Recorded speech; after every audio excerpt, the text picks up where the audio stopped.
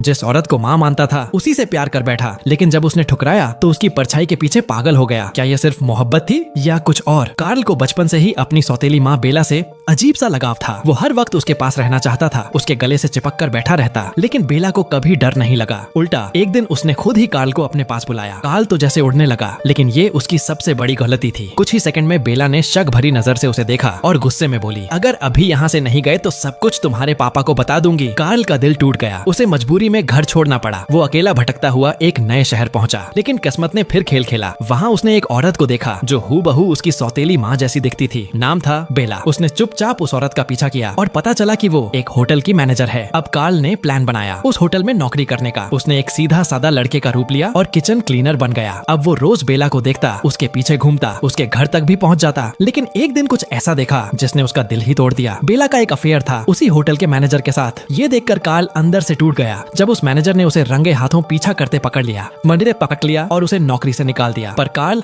हार मानने वाला नहीं था। वो सीधे उस मैनेजर के घर पहुंचा, उसकी बीवी और बच्चे के सामने उसे धमकाया, अगर तुमने मुझे निकाला तो तुम्हारा राज सबके सामने आ जाएगा। मैनेजर डर गया और मजबूरी में न सिर्फ कार्ल को नौकरी वापस दी बल्कि उसे प्रमोट भी कर दिया। बेला को इस सब की कोई खबर नहीं थी। उसने तो कार्ल के प्रमोशन की खुशी में पार्टी रखी। पार्टी में उसने बहुत शराब पी ली। उस रात कार्ल उसे उसके घर छोड़ने गया और पहली बार दोनों एक हो गए। कार्ल के लिए ये जिंदगी का सबसे बड़ा सपना था। लेकिन जब बेला ने उस मैनेजर से रिश्ता तोड़ने की कोशिश की तो उसने बेला को जोरदार थप्पड़ मार दिया। कार्ल ये सब खिड़की से देख रहा था और बिना सोचे समझे खिड़की से कूदकर अंदर पहुंच गया। उसने बेला को तो बचा लिया, लेकिन अपने राजर भी खोल बैठा।